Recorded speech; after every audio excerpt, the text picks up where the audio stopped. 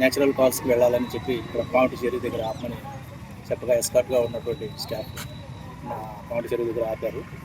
ఆపి అతను లెట్రిన్ కూర్చుంటే వర్షం పడుతుంది కదని చెప్పి ఎక్కువ వర్షం పడతా ఉంటే కాల్స్టేబుల్స్ ఇద్దరు కొంచెం దూరంగా కూర్చొని ఆల్ ఆఫ్ షడన్ పరిగెత్తుకుంటా వెళ్ళి పక్కనే ఉన్న పాయింట్ చెరువులో దూకేసినట్టు ఎస్కార్ట్ చెప్పడం జరిగింది. ఇమీడియట్గా వారిద్దరు కూడా ఉన్న ఎస్కార్ట్ ఇద్దరు కానిస్టేబుల్స్ కూడా అతన్ని కాపాడే ఉద్దేశంతో చెరువులోకి దూకారు. కానీ అప్పటికే అతను బాగా చెరువు లోతు ఉండడం వల్ల అతను ట్రేస్ కాలేదు. రాత్రి ఇమీడియట్గా ఆఫీసర్ దృష్టిలో పెట్టి మేము కూడా వచ్చి ఫైర్ వాళ్ళు పిలిపించి చెక్ చేసాం.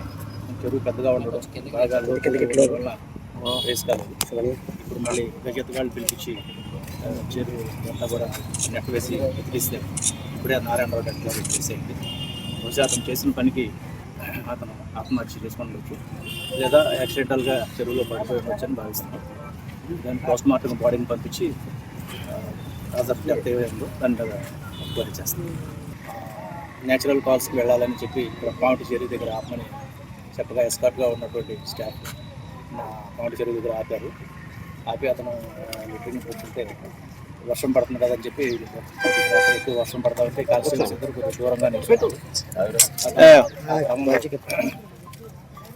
కూర్చొని ఆల్ ఆఫ్ షడన్ పరిగెత్తుకుంటా వెళ్ళి పక్కనే ఉన్న పాయింట్ చెరువులో దూకేసినట్టు ఎస్కార్ట్ చెప్పడం జరిగింది.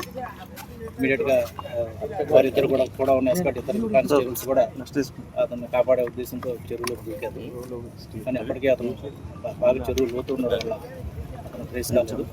రాత్రి ఇమీడియట్గా ఆఫీసర్ దృష్టిలో పెట్టి మేము కూడా వచ్చి ఫైర్ వాళ్ళు పిలిపించి చెక్ చేసాం.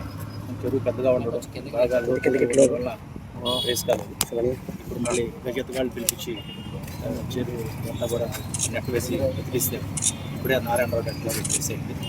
బహుశా అతను చేసిన పనికి అతను ఆత్మహత్య చేసుకోవచ్చు లేదా యాక్సిడెంటల్గా చెరువులో పడిపోయి ఉండొచ్చని భావిస్తున్నాం.